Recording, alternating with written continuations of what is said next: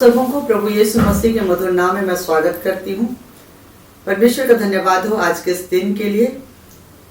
यीशु मसीह के छूटने के द्वारा आज के इस दिन को परमेश्वर ने पवित्र किया और आज हम पवित्र विश्रामवार को हम लोग स्मरण करने पाते हैं। इसके लिए परमेश्वर का धन्यवाद हो।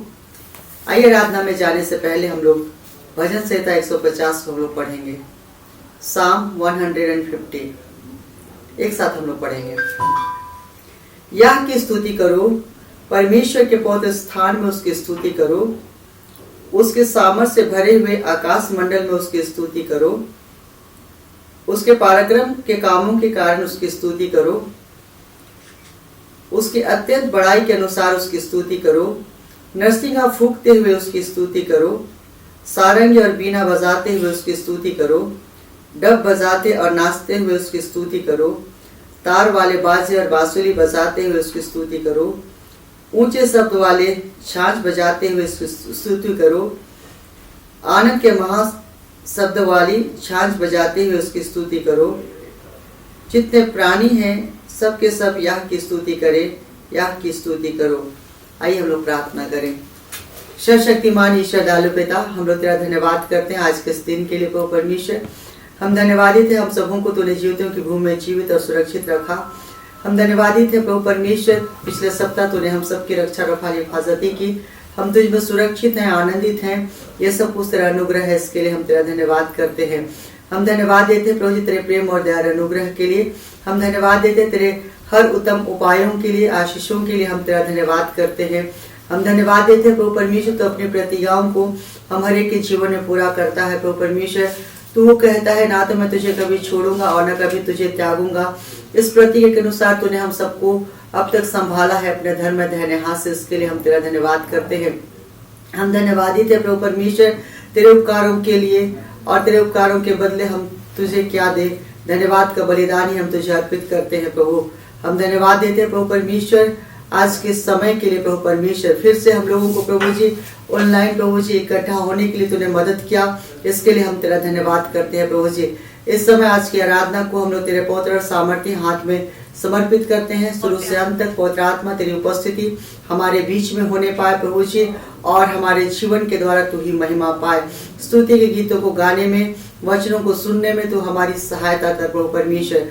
हर आशीष रोकने वाली बातें मसीह यीशु के नाम से जाती रहे प्रभु परमेश्वर, और तेरी उपस्थिति हमारे मध्य में होने पाए। सारी बातों के लिए आदर और महिमा तुझे देते हुए ये दुआ मांगते हमारे जीवित उद्धार करता प्रभु यीशु मसीह के नाम से, आमीन। आइए हम आराधना में आगे जाएं और सिंसन और श्वेता के साथ में हम प्रभु की आराधना करें। हम जहाँ कहीं भी है अपने होठों को खोल करके हम लोग प्रभु की आराधना करें। 10 तार वाले बाजे बजाते हुए परमेश्वर की आराधना करें। और जब हम परमेश्वर की आराधना करते हैं, परमेश्वर हमारे मध्य में विराजमान होते हैं और हम परमेश्वर की उपस्थिति में हम आनंदित होते हैं। आइए हम परमेश्वर की आराधना करें। आप सबों को हमारी ओर से जय मसीह की, प्रेज द लॉर्ड। यीशु साहब, जय यीशु। परमेश्वर पिता का धन्यवाद करते हैं आज के सुंदर दिन के लिए, सुंदर से आराधना के दिन को देखने देने के लिए। और हम लोग इस समय आराधना में आगे बढ़ते हैं और इस समय कुछ गीतों को गाते हैं मिल करके। हम लोग गीत गाएंगे इस समय रिवाइवल सॉन्ग बुक से। रिवाइवल गीत संख्या आप हमारे साथ निकाल सकते हैं 42 और गीत का बोल कहता है, बोलो जय मिलकर जय, बोलो जय यीशु की जय। सचमुच में तो हमारा यीशु मसीह जगत में आया और अपने आप को बलिदान दे करके हमारे पापों से हमको छुड़ाया, हमें बचाया और परमेश्वर पिता का एक संगी वारिस बना दिया। आमीन। हम लोग इस गीत को गाते हैं मिल करके और प्रभु की आराधना करते हैं।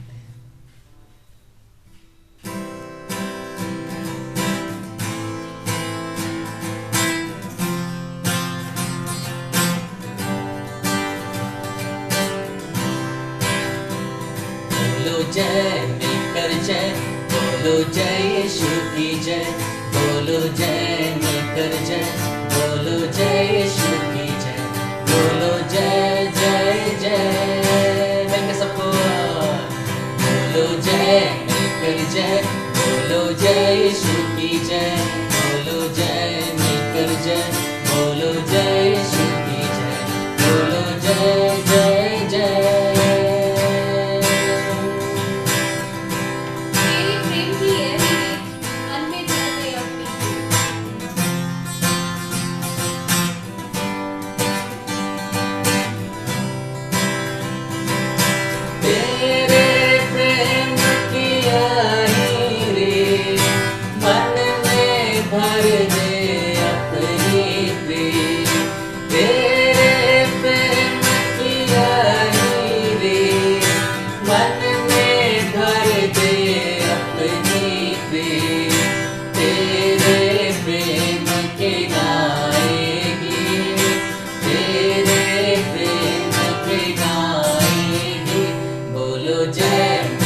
जय, बोलो जय यीशु की जय, बोलो जय मिलकर जय, बोलो जय यीशु की जय, बोलो जय जय जय।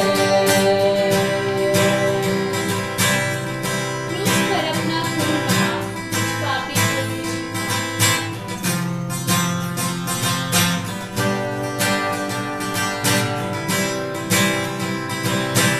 क्रूस पर अपना खून बहा, मुझ पापी को दे शिफा।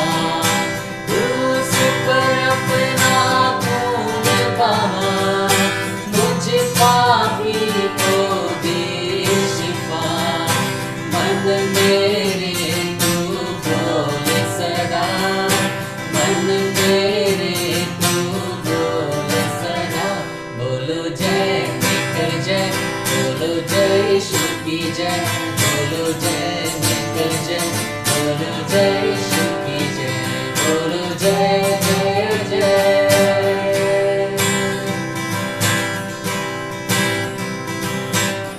तेरी कुदरत की है शान, पृथ्वी दाता तू तेरी कुदरत की यह शान, खुद ही दाता खुद ही दान। तेरी कुदरत की यह शान, खुद ही दाता खुद ही दान। पूरे कर मन के अरमान, पूरे कर मन के अरमान। बोलो जय मिलकर जय, बोलो जय यीशु की जय, बोलो जय मिलकर जय, बोलो जय यीशु की जय, बोलो जय जय जय।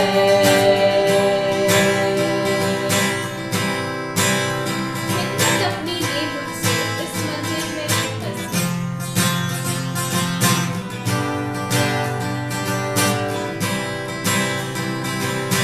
हिम्मत अपनी ले मुझसे, इस मंदिर में तू बसे। हिम्मत अपनी ले मुझसे, इस मंदिर में तू बसे। हिंद में तेरा नाम रहे, हिंद में तेरा नाम रहे। बोलो जय मिलकर जय, बोलो जय यीशु की जय, बोलो जय मिलकर जय, बोलो जय यीशु की जय, बोलो जय जय जय।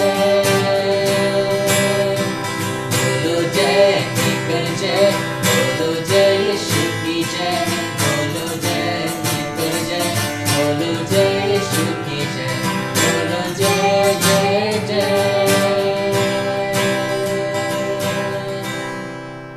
हालेलुया। हम लोग इस समय और एक गीत को गाते हैं प्रभु की आराधना के निमित्त, और गीत संख्या है रिवाइवल गीत संख्या 71, और गीत का बोल कहता है, मैं आता हूँ तेरे पास प्रभु यीशु मेरे मसीह। आइए, जबकि हम लोग इस गीत को गाते हैं तो हम लोग उस क्रूस की ओर ताके, उस क्रूस की ओर ताक करके इस बात को इस बात को विश्वास के साथ हम अपने जीवन में ग्रहण करें कि जब यीशु मसीह का लहू बह रहा था तो हमारे सारे पाप धुल रहे थे। ऐसा विश्वास करें कि यीशु मसीह के लहू बहाए के जाने के द्वारा से आज हम जीवित हैं, आज हम चंगे हैं, आज हमारा जीवन जो है उसके संग साथ में है। सो परमेश्वर पिता का धन्यवाद करें इस गीत को गा करके कि वो हमारा यीशु मसीह स्वर्गधाम को छोड़ करके आया हमारे लिए, सिर्फ और सिर्फ हमारे लिए, और इसलिए आया कि हमें वो उद्धार दे सके। इसलिए आया कि वो परमेश्वर के सामने हमें उपस्थित होने के लिए तैयार कर सके।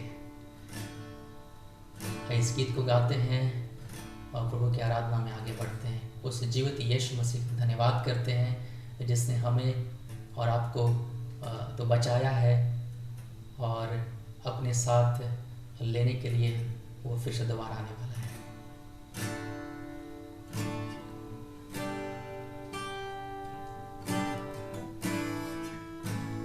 Jesus.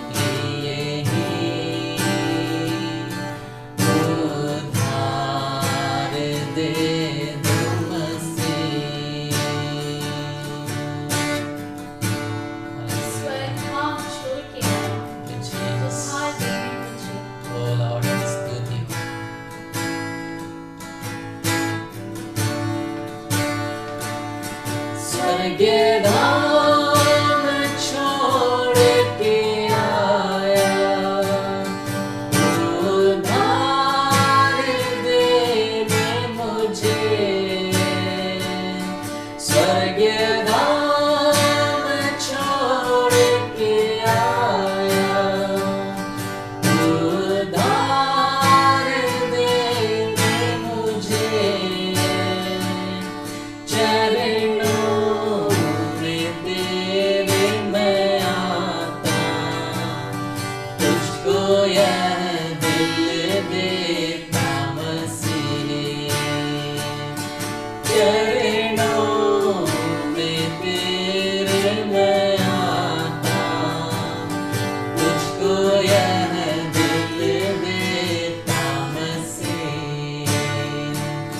मैं आता हूँ तेरे पास, प्रभु यीशु मेरे मसीह।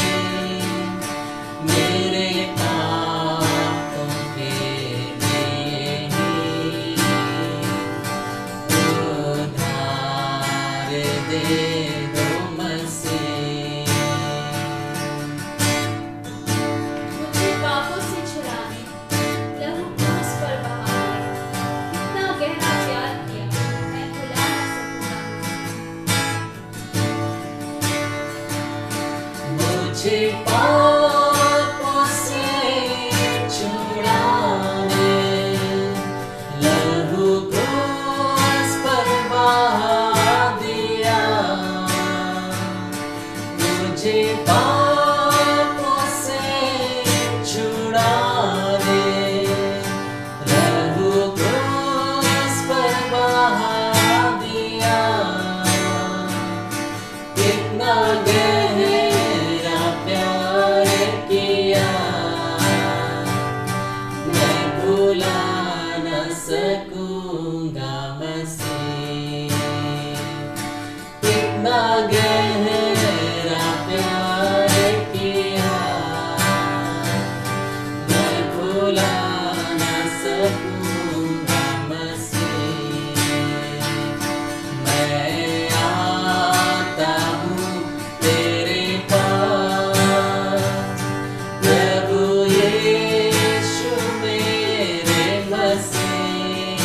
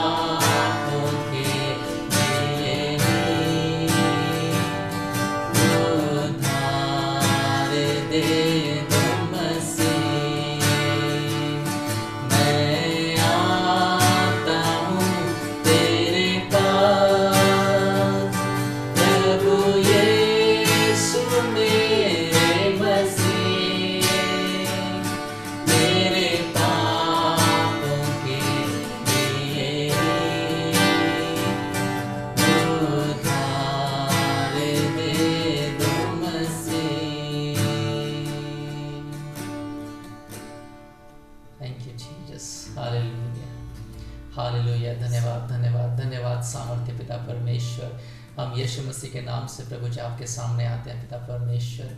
धन्यवाद करते हैं परमेश्वर पिता आज के सुंदर दिन के लिए पिता परमेश्वर। हम धन्यवाद देना चाहते हैं प्रभु जी कि आपने हमें बचाया है पिता परमेश्वर, और विश्वास करते हैं कि प्रभु यीशु ख्रिस्त के लहू बहाए जाने के द्वारा से आज हम तेरे करीब आने योग्य होने पाते हैं परमेश्वर पिता। हम धन्यवाद के साथ आपके सन्मुख आते हैं कि आपने हमें चुना है परमेश्वर पिता। आपका वचन बतलाता है बुलाए हुए तो बहुत लेकिन चुने हुए कम थोड़े हैं प्रभु जी। हम धन्यवाद करते हैं, विश्वास करते हैं पिता परमेश्वर कि आपने हमें से हर एक को चुना है प्रभु जी, और अपनी महिमा के लिए इस्तेमाल करना चाहा है पिता परमेश्वर। धन्यवाद के साथ आपके सन्मुख आते हैं फिर से प्रभु जी। शुरू से अंत तक हम सब बातों में परमेश्वर पिता, इस समय परमेश्वर पिता हाँ आपकी सहायता को चाहते हैं, अगुवाई को चाहते हैं पिता परमेश्वर। आप ये अगुवाई करें, मदद करें, ताकि परमेश्वर प्रभु जब कि आपके वचन में सभी देखना चाहते हैं, हम सुनना चाहते हैं, बताना चाहते हैं, सुनाना चाहते हैं प्रभु जी, तमाम बातों में आपकी सहायता को चाहते हैं, मदद को चाहते हैं पिता परमेश्वर। हमारे मनों को खोलिए पिता परमेश्वर, ताकि पिता परमेश्वर अच्छी रीति से आपके वचन को ग्रहण करने वाले होने सके प्रभु जी। हर प्रकार के अंधकार, संसार, शैतान की चालाकियाँ यीशु के सामर्थ्य नाम से दूर होने पाए प्रभु जी। धन्यवाद करते हैं। शुरू से अंत तक सब बातों में हम आपकी दया को चाहते हैं, अनुग्रह को चाहते हैं प्रभु जी। इस आराधना के समय परमेश्वर प्रभु जी आपके सम्मुख आते हैं, आराधना की भेंट को परमेश्वर पिता आपके करीब लाता है, आप इसे ग्रहण करें परमेश्वर। धन्यवाद के साथ प्रार्थना उद्धारकर्ता यीशु मसीह के नाम से मांग लेते हैं। दया करके सुनिए और स्वर्ग के राज्य में अनुग्रह से आप ग्रहण कर लीजिए। आमीन। Praise the Lord. आज की इस ऑनलाइन आराधना में आप सबों का स्वागत करते हैं। प्रभु परमेश्वर का धन्यवाद हो कि उसका वचन कहता है तेरा वचन मेरे पाँव के लिए दीपक और मेरे मार्ग के लिए उजाला है। आइए आज के अध्ययन के लिए हम लोग यूहन्ना की इंजील उसका 4 अध्याय उसका 4 पद में से हम लोग पढ़ेंगे। यहाँ पर प्रभु यीशु मसीह लोगों को उपदेश देते हुए, रोगियों को चंगा करते हुए और परमेश्वर के राज की बातें करते हुए वो एक रास्ते से चले जा रहे थे। प्रभु परमेश्वर का वचन यहाँ लिखा हुआ है 3 और 4 में, तब वह यहूदिया को छोड़कर फिर गलील को चला और उसको सामरिया से होकर जाना अवश्य था। इसलिए वह सुखार नाम सामरिया के एक नगर तक आया जो उस भूमि के पास है जिसे याकूब ने अपने पुत्र यूसुफ को दिया था, और याकूब का कुआं भी वहीं था। अतः यीशु मार्ग का थका हुआ उस कुएं पर यूं ही बैठ गया। यह बात 6ठे घंटे के लगभग हुई। यहाँ पर प्रभु यीशु मसीह के बारे में लिखा हुआ है कि उसको सामरिया से होकर जाना अवश्य था। आइए सामरिया के बारे में हम लोग कुछ बातों को सीखें। सामरिया एक जगह का नाम है जो इस्राएल देश में पाया जाता है। इसमें बसने वालों को सामरी कहते हैं, लेकिन यहाँ जो लोग सामरी लोग होते थे उनके साथ यहूदी लोग किसी भी प्रकार का व्यवहार नहीं रखते थे। उनके साथ बिल्कुल ही छुआछूत का भेदभाव का संबंध उनका था। इसका कारण यही था कि जैसे पुराने नियम में उत्पत्ति की पुस्तक और निर्गमन, लेवी व्यवस्था, व्यवस्था विवरण, इन पुस्तकों को हम लोग पढ़ेंगे तो परमेश्वर ने उनको हिदायत दिया था कि वो यहूदियों को छोड़कर किसी दूसरे जाति के लोगों के साथ उनका वैवाहिक संबंध न हो। लेकिन ऐसा नहीं हुआ। बहुत सारे यहूदी लोग थे जिन्होंने गैर यहूदियों के साथ वैवाहिक संबंध बनाया और उनसे उत्पन्न संतान जो इन लोगों को परमेश्वर के मार्ग से भटकाने का काम करते थे। यही कारण था कि यहूदी लोग थे वो सामरी लोगों के साथ भेदभाव का बर्ताव करते थे, क्योंकि ये लोग प्योर यहूदी ना होकर के, जिसको हम लोग कह सकते हैं ये लोग मिक्स हो गए थे, मिली जुली भीड़। और इनके साथ उनका ऐसा व्यवहार था कि यदि सामरिया के पार किसी यहूदी व्यक्ति को जाना होता तो सामरिया से होकर के नहीं जाया करते थे, वो घूम करके लंबा रास्ता से जाया करते थे, क्योंकि उनके साथ वो लोग किसी प्रकार का व्यवहार नहीं रखते थे।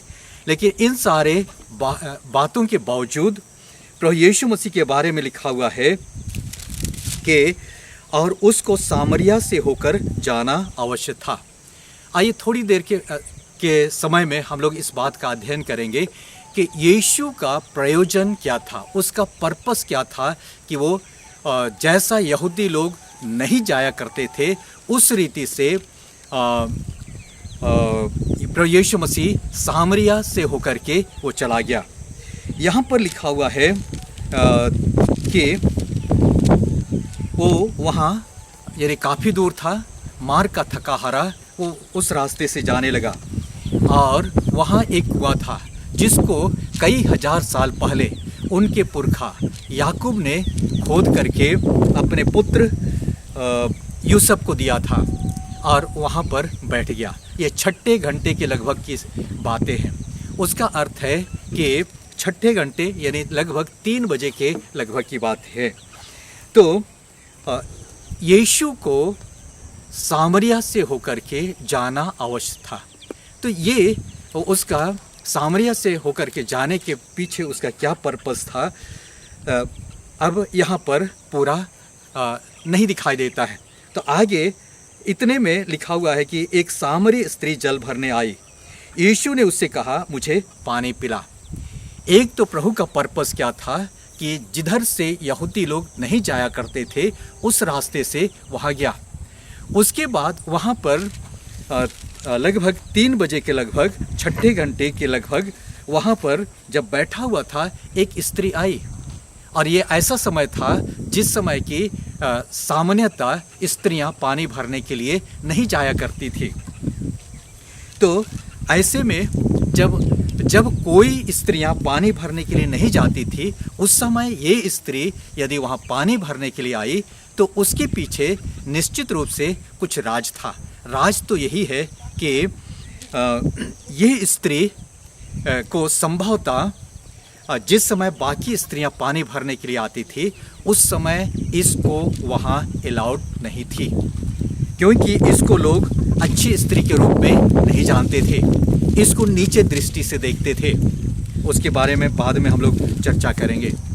इसको अच्छी दृष्टि से नहीं देखते थे, समाज से तिरस्कृत और बहिष्कृत, और जिसके कारण से वैसे समय में वो पानी भरने के लिए जाती थी जब कोई वहाँ नहीं होता था। जब वह वहाँ पानी भरने के लिए आई तो यीशु मसीह ने उससे कहा कि मुझे जल पिला। तब ये इस स्त्री को बहुत ही आश्चर्यजनक लगा।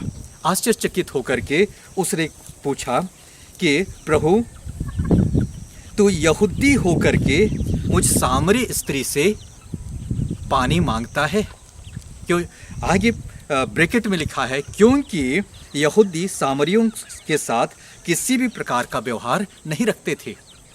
हाँ, तो एक तो ये सामरिया जगह ऐसा जगह है जहाँ जिसको समाज के द्वारा तिरस्कृत है। वहाँ के वसने वालों को नीचे दृष्टि से देखा जाता था। उनके साथ किसी प्रकार का मेल मिलाप या व्यवहार नहीं रखा जाता था। उनमें से ही ये स्त्री है जो उन बहिष्कृत लोगों में से भी ये बहिष्कृत व्यक्ति है, जो कि आम समय में जिसको पानी भरने की इजाज़त नहीं थी, जिसको नीचे दृष्टि से देखा जाता था। ऐसे समय में प्रभु यीशु मसीह वहाँ पर बैठे हुए थे और उसने उस स्त्री से जल मांगा, मुझे पानी पिला। तब यह स्त्री निश्चित रूप से आश्चर्यचकित होकर के कहने लगी कि तू यहूदी होकर के मुझ सामरी स्त्री से पानी मांगता है। बस यहाँ बातचीत शुरू हुआ और यीशु ने उसको उत्तर दिया, यदि तू परमेश्वर के वरदान को जानती और यह भी जानती कि वह कौन है जो तुझसे कहता है मुझे पानी पिला, तो तू उससे मांगती और वह तुझे जीवन का जल देता। तो यहाँ पर दरअसल प्रभु का मकसद यहाँ दिखाई देता है कि प्रभु यीशु मसीह जैसे ही उसने उपदेश करना आरंभ किया, उसने कहा मन फिराओ क्योंकि स्वर्ग का राज निकट आ गया है। यानी परमेश्वर के राज की बातों को वो वहाँ प्रकट यानी चारों ओर उसका प्रचार करता था। इसी सिलसिले में इस सामरी जगह जहाँ पर बहिष्कृत लोग थे, तिरस्कृत लोग थे, नेग्लेक्टेड लोग थे, और ऐसे लोगों को भी परमेश्वर का राज और का उपदेश उनको बताने के लिए आया। तब यीशु ने कहा, यदि तू जानती होती कि जो तुझसे कहता है कि मुझे पानी पिला, तो वह कौन है, तो तू उससे मांगती और वह तुझे जीवन का जल देता। तब स्त्री ने कहा, हे प्रभु, तेरे पास जल भरने को कुछ भी नहीं है और कुआं गहरा है, तो फिर वह जीवन का जल तेरे पास कहाँ से आया? क्या तू हमारे पिता याकूब से भी बड़ा है, जिसने हमें यह कुआं दिया और अपनी संतानों के साथ इस कुएं में से जल पिया? तब इसके उत्तर में प्रभु यीशु मसीह ने उसको जवाब दिया कि जो कोई यह जल में से पिएगा वह फिर से प्यासा होगा, परंतु जो कोई उस जल में से पिएगा जो मैं उससे दूंगा वह फिर अनंत काल तक प्यासा ना होगा, वरन वो जल जो मैं उसको दूंगा वह उसके अंदर एक सोता बन जाएगा जो अनंत जीवन के लिए उमड़ता रहेगा। तो दरअसल यीशु मसीह के बारे लिखा हुआ है कि उसको सामरिया से होकर जाना अवश्य था। प्रभु यीशु मसीह के बारे में परमेश्वर का वचन कहता है कि वो खोए हुओं को ढूंढने और बचाने के लिए आया। खोए हुओं को ढूंढने और बचाने के लिए आया, यानी उसी क्रम में ये सामरी लोग खोए हुए थे और इन सामरियों में से ये स्त्री ये भी खोई हुई थी। वो उस जल के लिए प्रयासरत रही थी जो उसको रोज दिन चाहिए था, लेकिन यीशु मसीह ने उसको अनंत काल की बातों को बताया कि जीवन का जल उसको अपने जीवन में फुलफिलमेंट चाहिए था, उसको उद्धार चाहिए था, छुटकारा चाहिए था, उसको एक सम्मान चाहिए था, उसको एक आश्वासन चाहिए था। तब ये स्त्री उसने कहा, हे प्रभु, वह जल मुझे दे ताकि मैं प्यासी ना हूँ और ना जल भरने को इतनी दूर मुझको बार बार आना ना पड़े।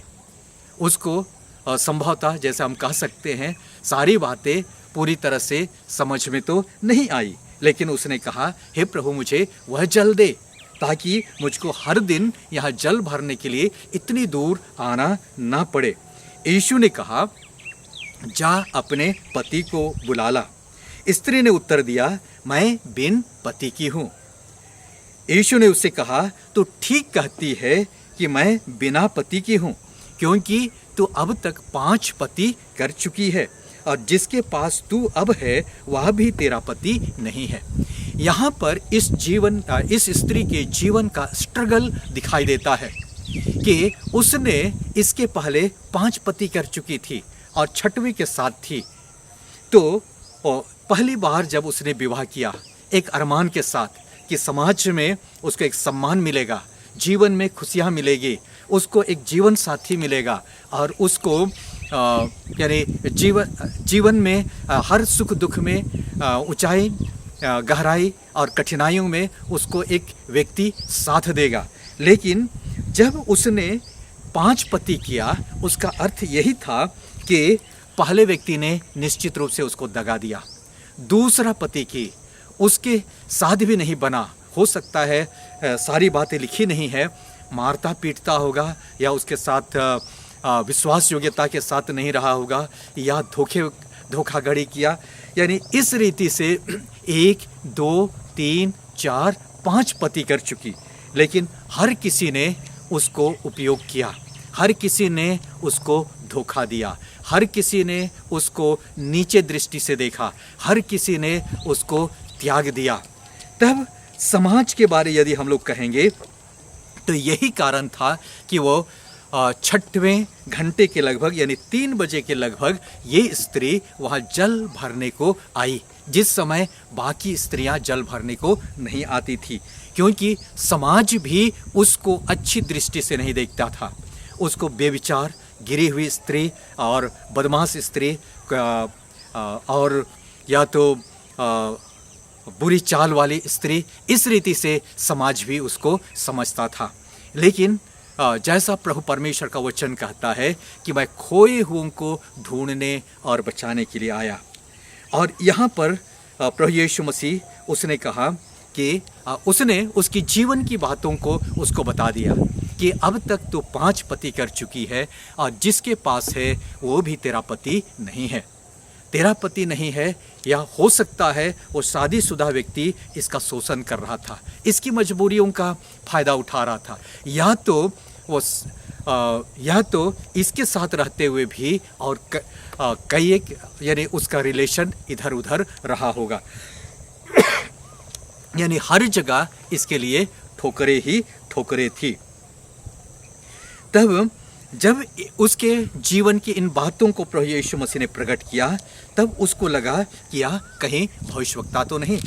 उसने कहा कि हे प्रभु, मुझे लगता है कि तू भविष्यवक्ता है।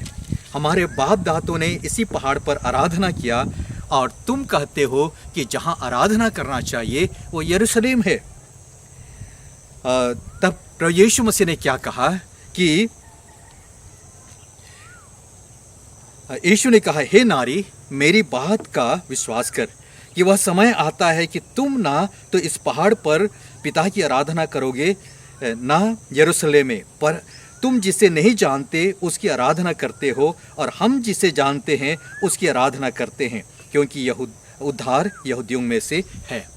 यहाँ पर इस स्त्री के कहानी को लेकर के आइए अब हम हर एक उस जगह पर अपने आप को रखें। कई जगह आपको भी ठोकर मिला होगा, कई जगह आपको भी लोगों ने नीचा दिखाया होगा, कई जगह आपके साथ बुरा बर्ताव किया होगा, और कभी कभी ऐसा लगता है कि समाज कितना निष्ठुर है, कितना वो धोखेबाज है। लेकिन एक चीज़ है, परमेश्वर की नज़रें हर किसी पर है। जो भी कई बार ऐसा लगता है कि कहाँ चला गया परमेश्वर, वो अब तक न्याय नहीं करता है, लेकिन उसकी नज़रें अब तक हर एक व्यक्ति पर हैं। इसलिए यूहन्ना की इंजील उसका 10 अध्याय उसका 10 पद में लिखा है, मैं इसलिए आया कि वे जीवन पाएं और बहुतायत का जीवन पाएं। वहाँ पूरा वचन को यदि हम लोग पढ़ेंगे तो लिखा हुआ है, चोर किसी और काम के नहीं आता, केवल इसलिए कि वो चोरी करने, घात करने और नाश करने के लिए आता है, परंतु मैं इसलिए आया कि वे जीवन पाएं और बहुतायत का जीवन पाएं। यानी प्रभु यीशु मसीह के आने का उद्देश्य लोगों को जीवन देना, उनको परमेश्वर के राज का रास्ता दिखाना, परमेश्वर तक पहुंचने का रास्ता दिखाना, ये उसका पर्पस था। और उसी के क्रम में यहाँ पर सामरिया तक पहुँच गए और इस सामरी स्त्री से उसने बातें किया। और ये स्त्री त्यागी हुई, धोखा खाई हुई, शोषण की हुई, लेकिन प्रभु यीशु मसीह उसको बचाने के लिए आया। तब ये बातें हो ही रही थी, तब चूँकि ये भी याकूब वंशी ही थे, लेकिन ये लोग भटके हुए लोग थे, यानी यहूदी लोग इनको अपने में शामिल नहीं करते थे। तब उसको भी मालूम था कि परमेश्वर के वचन में लिखा हुआ है कि एक दिन मसीहा आएगा, इसलिए उसने कहा, स्त्री ने उससे कहा, मैं जानती हूँ कि मसीहा जो ख्रिस्तस कहलाता है आने वाला है, जब वह आएगा तो हमें सब बातें बता देगा। यीशु ने उससे कहा, मैं जो तुझसे बोल रहा हूँ मैं वही हूँ, मैं जो तुझसे बोल रहा हूँ वही हूँ। यानी इस संसार के दृष्टिकोण से या संसार के नज़रिए से ये एक गलत प्रकार की स्त्री, बदचलन वाली स्त्री, बुरी स्त्री, इस प्रकार से उसका इमेज था। लेकिन परमेश्वर जिसके बारे में लिखा हुआ है कि परमेश्वर ने मनुष्य जाति को अपने स्वरूप और समानता के अनुसार चुना। वो नहीं चाहता है कि कोई भी नाश हो, लेकिन वो चाहता है कि हर कोई को मन फिराने का अवसर मिले और परमेश्वर के साथ उसका यानी संबंध हो। तो इसीलिए प्रभु ने कहा, और उसने प्रकट किया कि मैं जो तुझसे बोल रहा हूँ वही हूँ। ऐसा लगता है कि ये स्त्री जो भी कि इन मजबूरी के कारण से मजबूरन वो इस रीति से उसका जीवन शैली हो गया था, लेकिन सिंसियर मन से परमेश्वर के प्रतिज्ञा की बाट जोती थी। इसीलिए उसने कहा कि मसीहा आने वाला है, वह हमें बताएगा। जब वह बताएगा तो निश्चित रूप से उसके बताए हुए रास्ते पर चलने के लिए उसका मन तैयार है। तब इतने में चेले, प्रभु यीशु मसीह के चेले आ गए जो भोजन लेने के लिए गए हुए थे, और वो लोग वहाँ प्रभु यीशु मसीह को भोजन देने लगे। और ये स्त्री घड़ा को छोड़ करके वहीं पर छोड़ दी और गांव चली गई। और उस गांव में सब लोगों को उसने बुलाया और कहा, सुनो सुनो, मुझको एक ऐसा व्यक्ति मिल गया है जिसने मेरे जीवन के बीती हुई बातों को उसने सच सच बताया है, और ऐसा प्रतीत होता है मानो यही मसीह है। चलो चल करके देखो। पूरे गांव के लोग, जो लोग इसको नीचे दृष्टि से देखते थे, इसकी बातों पर कुछ को यकीन हुआ, कुछ को यकीन नहीं हुआ, लेकिन सबने सोचा कि चलो देख ले। वो लोग आकर के प्रभु यीशु मसीह के साथ के पास आए, वहाँ भीड़ लग गई। यीशु ने उनको भी परमेश्वर का संदेश सुनाया और इन्होंने उस पर यकीन किया। इन्होंने प्रार्थना किया कि हे प्रभु हमारे साथ आज रह ले, और 2 दिन तक उनके साथ रहा। तो यहाँ पर हम लोग एक चीज़ देखते हैं कि सामरिया के लोग परमेश्वर की खोई हुई प्रजा, परमेश्वर की खोई हुई भेड़ों में से थे, जिनको प्रभु यीशु मसीह ने उन पर तरस खाया। तो यही कारण था कि उसको सामरिया से होकर जाना आवश्यक था। तो ये आवश्यक काम क्या था कि वे लोग उद्धार पाएं और छुटकारा पाएं, पाप से वो लोग बचाए जाए। जब यीशु 2 दिन वहाँ रहा, वो लोग कहने लगे, हे स्त्री, अब तेरे कहने से नहीं, लेकिन हमने सुना, हमने देखा और हमने उससे बातें की, इसलिए हम विश्वास करते हैं। तो प्रभु का यही उद्देश्य था कि इस गांव के लोग उद्धार पाएं। पहले इस स्त्री ने उद्धार पाया, फिर उसके बाद पूरे गांव वालों ने उद्धार पाया। तो यीशु मसीह इसी रीति से उन जगहों को जाया करते थे जहां कोई जाना पसंद नहीं करता था। यही कारण था कि कोढ़ियों के साथ जो समाज से बहिष्कृत होते थे, उनको उसने शुद्ध किया। समाज से बहिष्कृत लोगों को उसने सम्मान दिलाया। मत्ती की इंजील 9 अध्याय का 9 और 10 पद में लिखा हुआ है कि एक दिन मत्ती को, जो टैक्स के चौकी पर बैठा हुआ था, टैक्स ले रहा था, उस जमाने में टैक्स कलेक्टर्स लोगों को पापी कहा जाता था। कारण कि ये लोग पब्लिक को भी चूना लगाते थे और सरकार को भी चूना लगाते थे, इसलिए उनको भी अछूत समझा जाता था। यीशु उसके पास आया, कहा मेरे पीछे हो ले।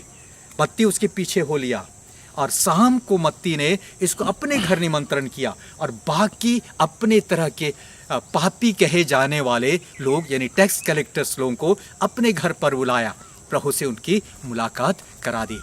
तो आइए, जब हम प्रभु के पास आते हैं, प्रभु हमें स्वीकार करता है। नो मैटर कि हमारा जीवन कैसा हो, चाहे जितना भी दूर हम चले गए, प्रभु किसी के धर्म को बदलता नहीं, लेकिन उनके जीवन को बदलता है। इसीलिए प्रभु के वचन में लिखा हुआ है, यदि कोई मसीह में है तो वह नई सृष्टि है, पुरानी बातें बीत गई हैं, देखो सब के सब नई हो गई। प्रभु रिपेयर काम नहीं करता, यहाँ वहाँ रिपेयर नहीं करता है किसी के जीवन को, लेकिन प्रभु उसके जीवन को ब्रांड न्यू बना देता है। क्या आप भी प्रभु के साथ मुलाकात करेंगे?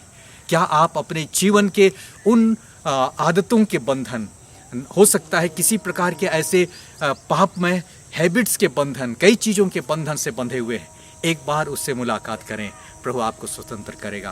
प्रभु बहुतायत के साथ आशीष दे। आइए हम प्रार्थना करें। दयालु प्रभु परमेश्वर, हम तेरे चरणों के पास आते हैं।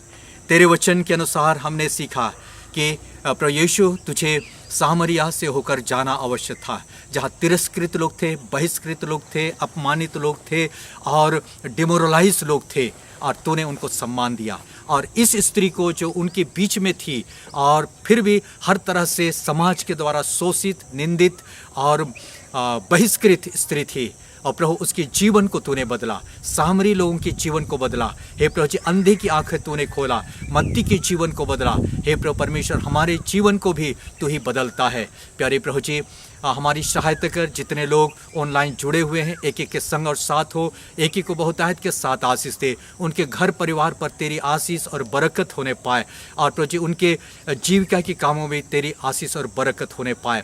और दुआ करते हम तेरे पीछे चलने वाले बनने पाएँ। हे प्रभु जी, केवल लोगों के नज़रों में अच्छे नहीं बने, लेकिन प्रभु जी परमेश्वर के नज़रों में हम लोग सही और धार्मिक लोग बनने पाएँ। सारी बातों के लिए सारा आदर, सारी महिमा तुझको देते हैं। ये दुआ मांगते उद्धार करता प्रभु यीशु के नाम से, आमीन। प्रभु आप सबको बहुतायत के साथ आशीष दे। धन्यवाद। Thank you. परमेश्वर पिता के सुंदर से वचन के लिए बहुत बहुत धन्यवाद करते हैं। और आई जबकि हम लोग अभी आराधना के अंतिम क्षण में पहुंच चुके हैं, तो हम लोग इस समय और एक गीत को गा करके परमेश्वर पिता का धन्यवाद करें। हम लोग गीत गाएंगे रिवाइवल से, रिवाइवल गीत संख्या से हम लोग निकाल सकते हैं 94 और गीत का बोल कहता है यीशु है सच्चा गिरड़िया, उसकी हम भेड़े हैं। आइए मिल करके गाते हैं और पिता परमेश्वर का धन्यवाद को करते हैं।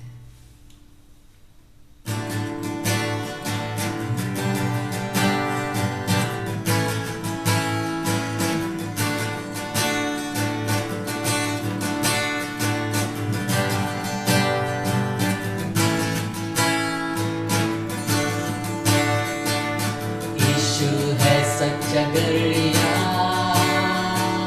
उसकी हम भेड़े हैं, हरी चराइयों में हमें चराता है सबको। यीशु है सच्चा गिरड़िया, उसकी हम भेड़े हैं, हरी चराइयों में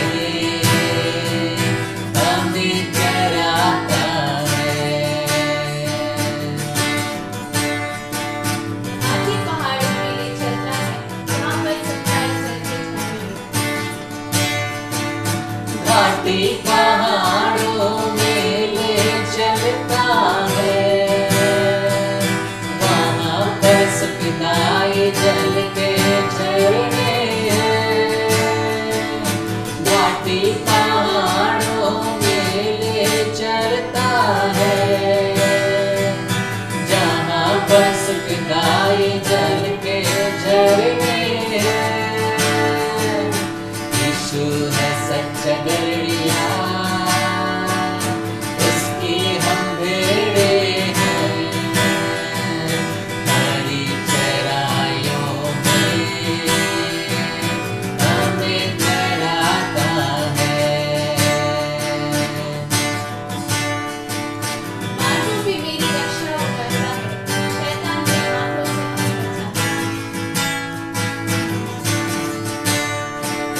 मार्गों में मेरी रक्षा वो करता है,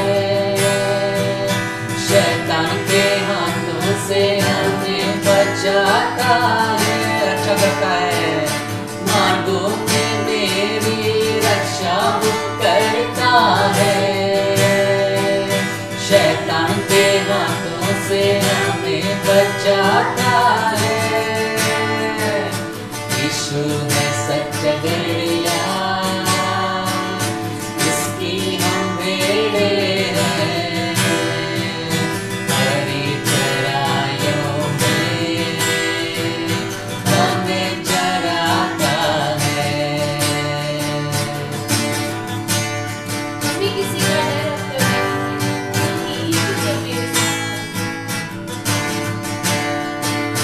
हमें किसी का डर अब तक नहीं,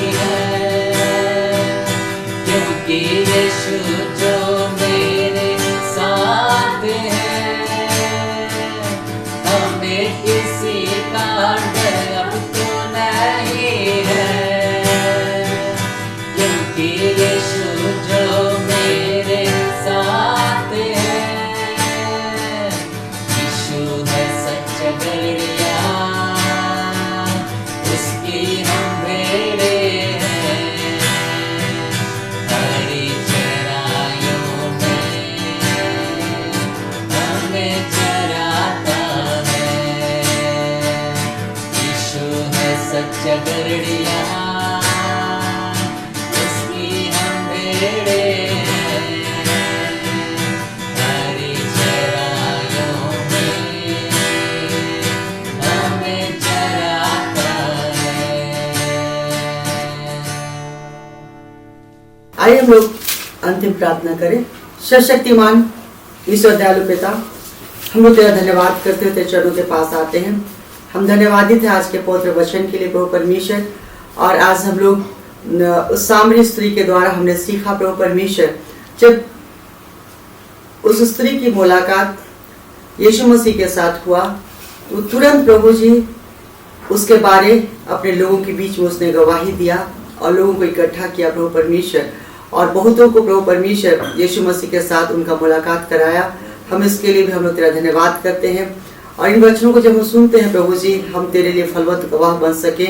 और पवित्र आत्मा आप हमारी सहायता कर, जिन आशीषों को, जिन उपकारों को हमारे जीवन में तू देता है प्रभु जी, उन आशीषों को और उपकारों को हम लोगों को बांट सके प्रभु जी। ऐसा तो अनुग्रह कर प्रभु जी, हम हर एक का व्यक्तिगत जीवन गवाही का जीवन होने पाए और बहुतों के हम लोग आशीष का कारण और उद्धार का द्वार होने पाए।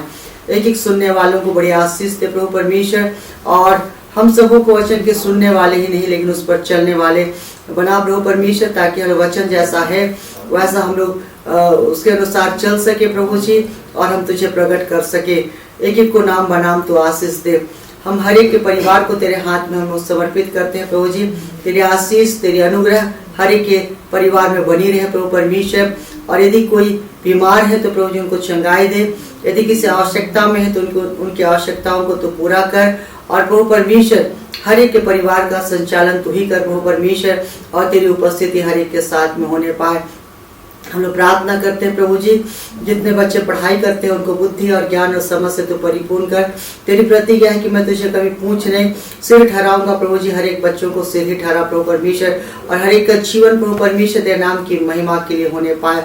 हम प्रार्थना करते हैं परमेश्वर पिता, हमारे देश को तेरे हाथ में समर्पित करते हैं प्रभु जी। इस पैंडेमिक सिचुएशन में प्रभु जी हमारे देश की स्थिति बहुत सही नहीं है प्रभु परमेश्वर। इस देश पर तू आशीष दे प्रभु परमेश्वर, और तेरे अनुग्रह की दृष्टि इस देश पर बनी रहे प्रभु जी।